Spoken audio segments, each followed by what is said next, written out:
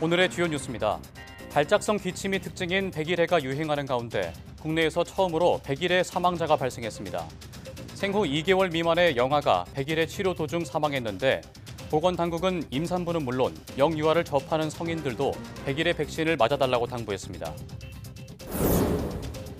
음료와 즉석식품 등 초가공식품을 많이 섭취하는 비만 청소년은 당뇨의 주 원인인 인슐린 저항성 위험이 2.4배까지 높은 것으로 나타났습니다. 섭취식품 가운데 초가공식품 비율이 10% 증가할 때마다 중등도 이상의 지방간 위험도 1.37배 증가했습니다. 유엔 기후변화협약 당사국 총회가 아제르바이잔에서 개막했지만 기후위기 대응기금 조성이 험난할 것으로 전망되고 있습니다. 미국의 트럼프 대통령 당선인은 기후협약을 탈퇴하겠다고 공언해왔고 전쟁으로 각국의 경제 상황도 좋지 않아 재원 마련 합의가 쉽지 않을 것이라는 분석입니다. KT셋의 통신용 위성 무궁화 위성 6A호가 미국 스페이스X의 팰컨 9에 실려 우주로 발사됐습니다. 무궁화 위성 6A호는 발사 후 약 35분 만에 고도 750여 킬로미터 궤도에 성공적으로 안착했으며 점검을 거쳐 내년부터 통신 서비스를 시작할 계획입니다.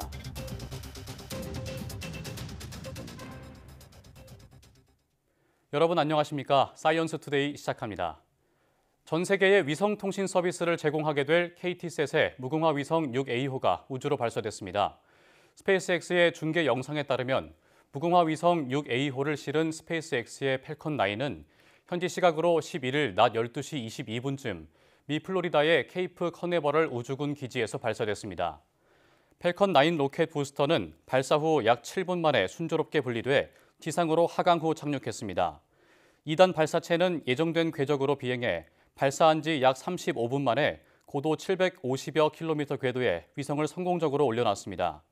KT셋은 연말까지 무궁화 위성 6A호의 궤도 내 테스트를 마친 뒤 내년 1분기부터 고정 위성 서비스와 방송 위성 서비스 등을 시작할 계획입니다. 허블 우주망원경이 나선 은하의 새로운 이미지를 포착했습니다.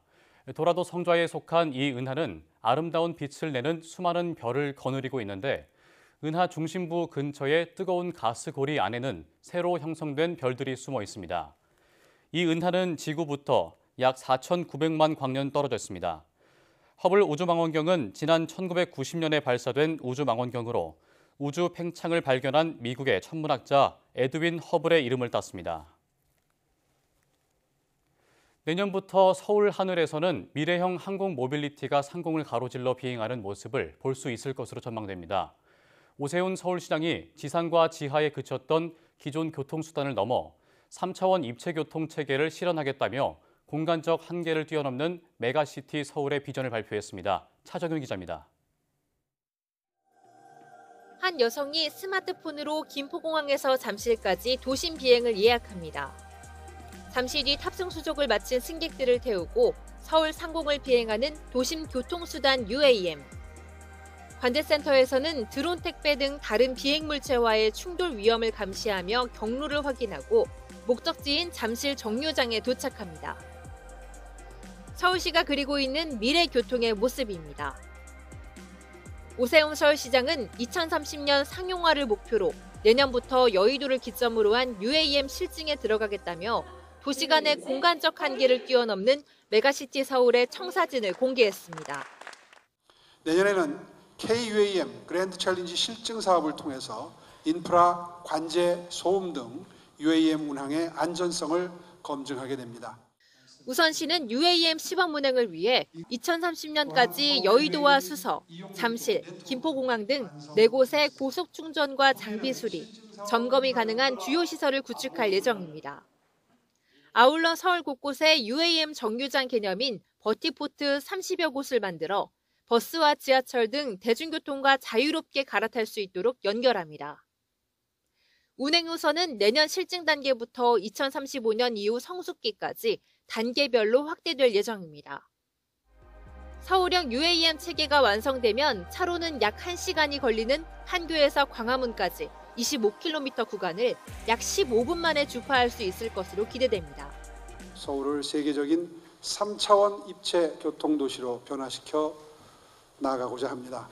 서울의 하늘을 새로운 차원의 교통망으로 개척하며 시민 여러분들께 안전하고 친환경적인 이동의 자유를 제공하는 데 최선을 다해 나가겠습니다.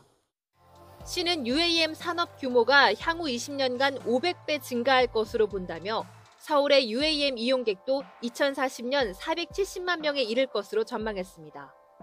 YTN 차정은입니다.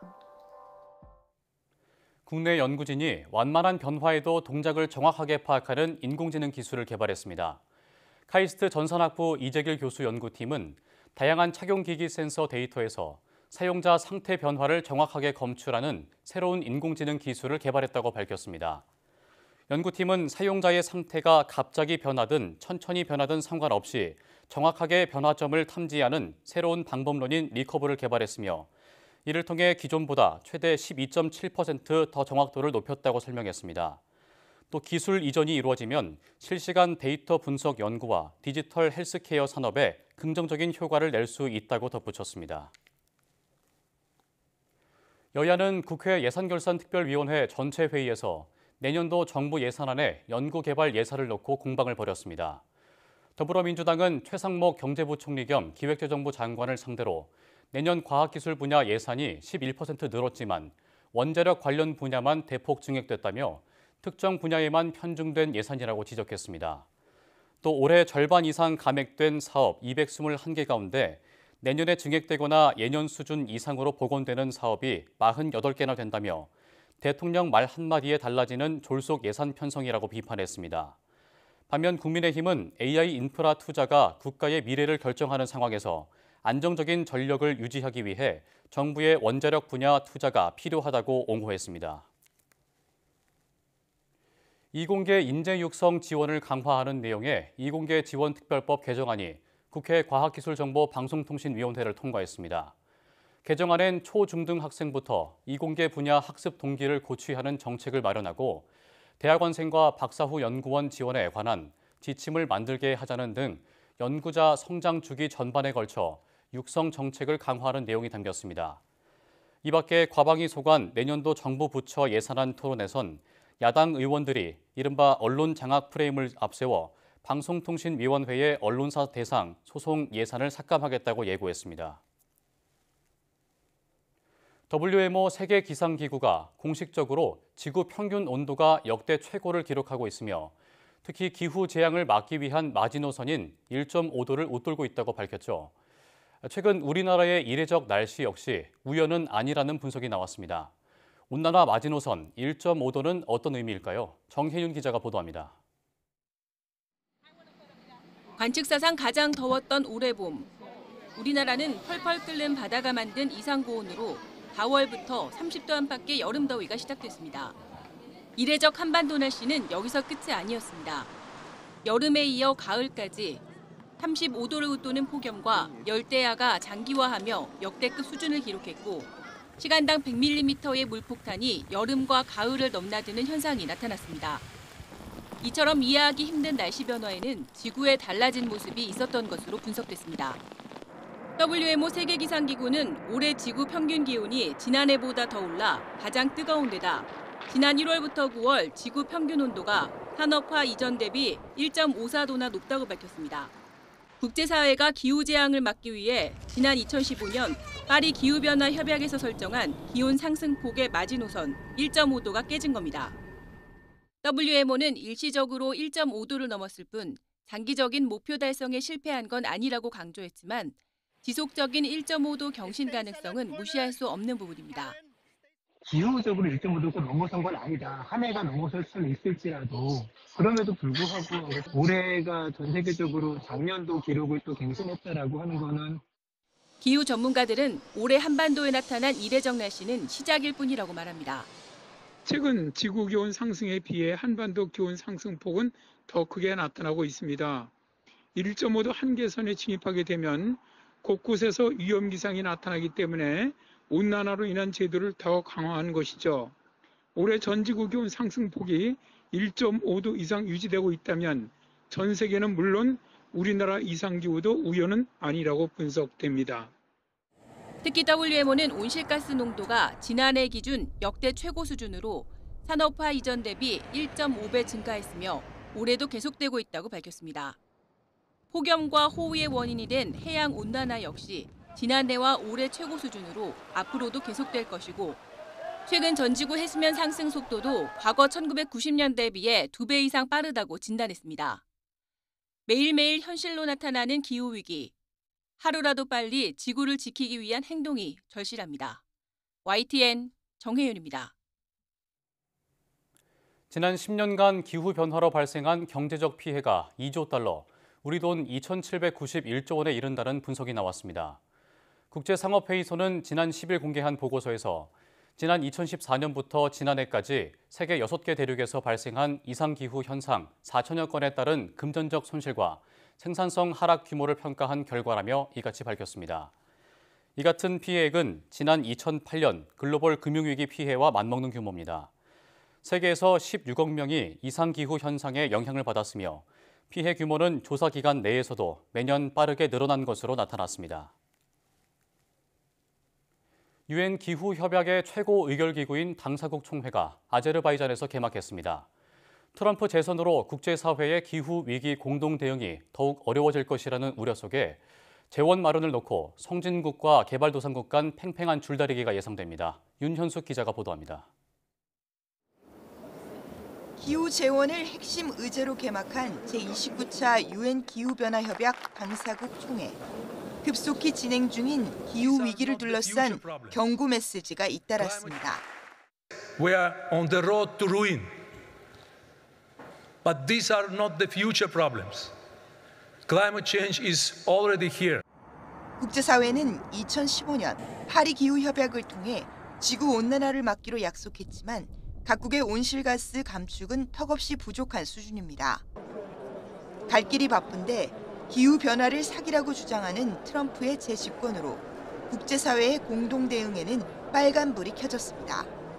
1기에 이어 파리협정을 다시 탈퇴하겠다고 공언한 트럼프 당선인의 행보에 미국 대표마저 우려의 목소리를 냈습니다. The next administration will try to take a U-turn and reverse much of this progress. And of course, I'm keenly aware of the disappointment that the United States has. 이번 회의에서는 내년부터 매년 1,000억 달러 규모의 돈을 누가 얼마나 어떤 방식으로 더 낼지 합의해야 합니다. 선진국들은 돈을 내는 나라를 늘리고 민간 재원도 넣자고 주장하지만 개발도상국들은 선진국의 앞장서 공공 재원 중심으로 확대해야 한다고 맞서고 있습니다. We must agree a new global climate finance goal. If at least 2/3 of the world's nations cannot afford to cut emissions quickly, then every nation pays a brutal price. 올해가 역사상 가장 더운 해로 기록될 전망인 가운데 파리 협정에서 합의한 억제 목표인 1.5도씨도 사상 처음으로 무너질 것으로 보입니다. YTN 윤현숙입니다.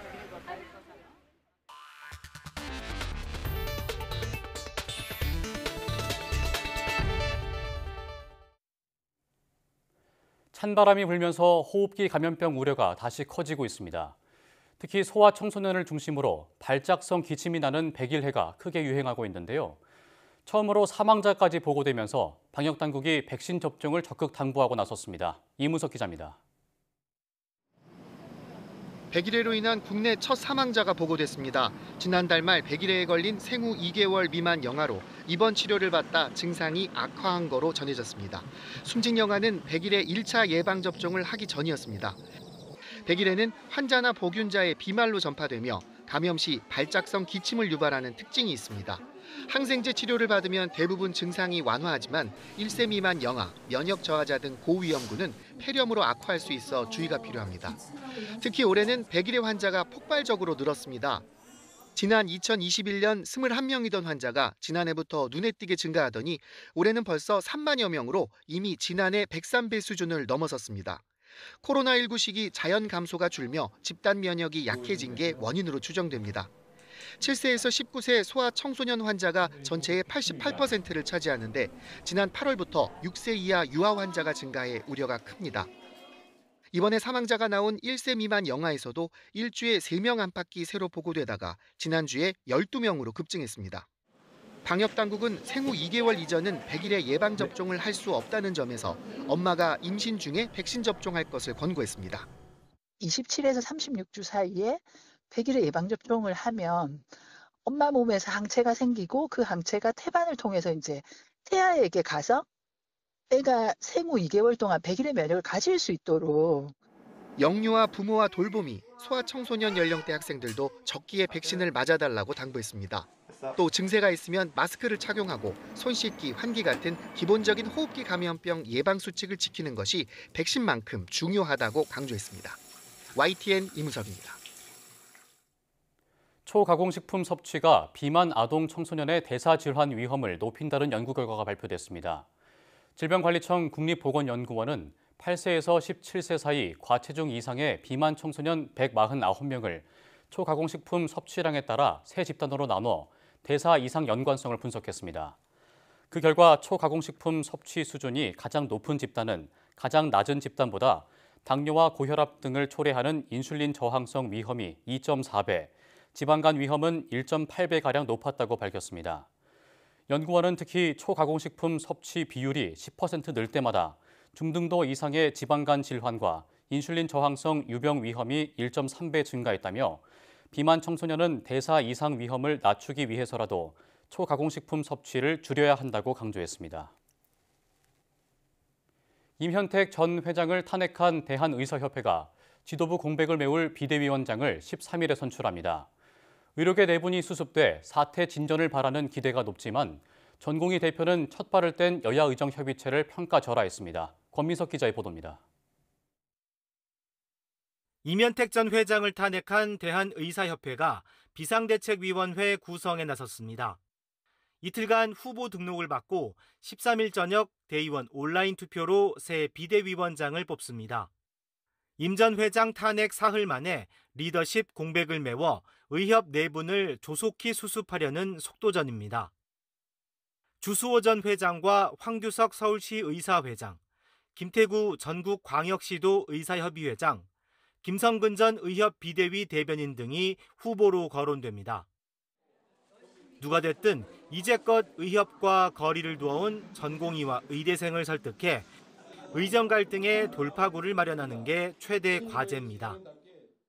비대위원장이 구성되면서 아마 전공의 협회랑 긴밀하게 아마 연관을 하면서 이번 비대위에는 전공의들도 많이 참여를 할 걸로 보고 있습니다.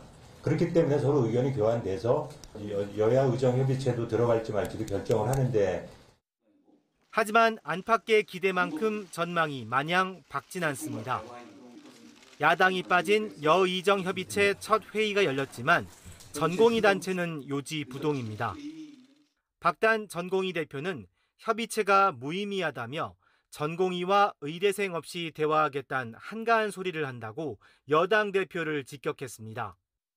또 내년도 의대 모집을 멈추거나 전공의 요구안을 전부 들어줘야 혼란을 수습할 수 있다고 강조했습니다. 의대 증원에 반발해 병원을 박차고 나간 9달 전에서 한 발도 물러서지 않은 겁니다. 이런 가운데 집단 휴학한 의대생들은 오는 15일 전체 학생 대표자 총회를 열고 향후 투쟁 방향을 논의할 예정입니다. YTN 권민석입니다. 인공지능 도입 등 산업계의 디지털 전환이 성공적으로 이루어지면 10년 뒤에는 고용 규모가 13.9% 감소할 것이라는 전망이 나왔습니다. 한국고용정보원은 디지털 전환이 한국 산업과 고용 구조에 미치는 영향을 분석한 연구 보고서를 통해 이같이 밝혔습니다. 보고서는 디지털 기술의 혁신과 전환이 성공한다면 고용 규모가 5년 뒤엔 8.5%, 10년 뒤엔 13.9% 감소할 것으로 분석했습니다. 산업별로는 음식 숙박업과 운수와 물류업에서 고용 감소폭이 가장 클 것이라고 내다봤습니다. 지난달 신규 구직급여 신청자 수가 10월 기준으로 역대 최다를 기록했습니다. 고용노동부가 발표한 자료를 보면 지난달 새로 구직급여를 신청한 사람은 8만 9천 명으로 전달보다 8천 명, 작년 같은 기간보다 9,900명 증가했습니다. 고용부는 추석 연휴가 9월이어서 상대적으로 지난달 급여 신청 일수가 많아진 탓에 신규 신청자 증가폭이 컸던 거로 분석했습니다. 지난달 고용보험 가입자는 인구 감소가 뚜렷한 연령층인 29세 이하에서 10만 7천 명, 40대에서 4만 7천 명이 작년 같은 기간보다 감소했습니다. 국내에서 개통한 대포폰을 중국으로 밀반출해 보이스피싱 범죄를 저지른 일당이 경찰에 붙잡혔습니다. 경찰은 이들이 중국으로 밀반출한 대포폰이 수천 대에 달하는 것으로 보고 있습니다. 윤태인 기자의 보도입니다. 방 안 곳곳에 종이 상자와 휴대전화 여러 대가 놓여 있습니다. 인천공항 근처에 있던 범죄 조직의 은신처를 경찰이 급습했습니다. 본인들이 온 날부터 해서 여러 대의 핸드폰이 온 걸 다 확인을 했어요. 경찰은 국내에서 개통한 다른 사람 명의의 대포폰을 중국으로 밀반출해 보이스피싱 범죄를 저지른 혐의로 50대 중국 남성 A씨 등 144명을 검거해 검찰에 넘겼습니다. 이들은 지난해 10월부터 9개월 동안 대포폰 55대를 이용해 126명에게서 50억 원을 가로챈 혐의를 받고 있습니다. 경찰은 지난 7년 동안 일당이 중국으로 빼돌린 대포폰은 3,400대가 넘는 것으로 파악했는데 대부분 보이스피싱에 사용된 것으로 보고 있습니다. 국내 대포폰을 이용하면 중국에서 전화를 걸어도 국내 번호로 표시돼 피해자들을 속이기 쉬운 점을 노린 것으로 보입니다. 이들의 보이스피싱 수익을 돈 세탁한 혐의를 받는 일당도 검거됐습니다. 경찰은 지난 5월부터 한 달 동안 범죄 수익 6억 원 정도를 가상화폐로 바꾸거나 면세점에서 명품을 사는 수법을 동원해 세탁한 혐의로 조직원 1명을 구속하는 등 18명을 입건해 검찰에 넘겼습니다. 경찰은 중국 보이스피싱 총책 등 10명을 특정해 인터폴 적색 수배를 내리는 등 보이스피싱 범죄 조직에 대한 수사를 확대해 나갈 계획입니다. YTN 윤태인입니다. 교육부는 수능에서 킬러 문항 배제 기조를 올해도 유지하겠다고 밝혔습니다. 킬러 문항이 없으면 시험이 좀 쉬워지겠다 싶지만 6월 모의평가는 상당히 어려웠던 거로 나타났습니다. 이유가 뭔지 또 수험생들은 어떻게 준비해야 할지 염혜원 기자가 보도합니다. 지난 6월 모의평가는 이른바 불수능이었습니다. 어려울수록 높아지는 표준 점수 최고점만 봐도 국어는 난이도가 높았다는 지난해 수능과 비슷했고 수학은 오히려 더 높았습니다. 영어도 1등급 비율이 1%대에 머물 정도로 녹록지 않았습니다. 시민단체에선 정답률이 낮은 몇몇 문항들은 교과과정 밖의 내용을 출제한 거라고 비판했습니다. 사실상 킬러 문항이라는 겁니다. 하지만 정부는 교과과정 안에서 소화할 수 있는 난이도였다고 일축했습니다. 특히 20번 문항은 많은 계산보다는 삼각함수의 그래프의 성질을 파악해서 해결하는 문항이었고요. 22번 문항은 주어진 수열의 기납적 정의의 이해를 묻는 문항으로 출제가 되어졌습니다. 그럼에도 학생들이 많이 틀렸던 건 까다로운 보기를 제시했기 때문이라고 설명했습니다. 이른바 매력적인 오답을 많이 끼워 넣었다는 겁니다. 전문가들은 이번 수능에서도 이 같은 기조는 이어질 것으로 내다봤습니다. 특히 상위권뿐만 아니라 중위권 수준의 문제에서도 이런 식의 변별력 확보가 있을 거로 전망했습니다. 앞부분에 시간이 오래 걸리다 보면 결과적으로 뒷부분의 문제들, 즉 어려운 난이도의 문항들이 평소보다 좀 쉽게 나오더라도 그 문제에 접근하지 못하게 되는 그런 결과를 낳게 되는 경우가 많거든요. 사상 최다 N수생까지 몰리면서 변별력 확보가 반드시 필요한 상황. 결국 이번에도 킬러 문항 없는 불수능 기조가 계속될 거라는 예측이 힘을 얻고 있습니다. YTN 염혜원입니다.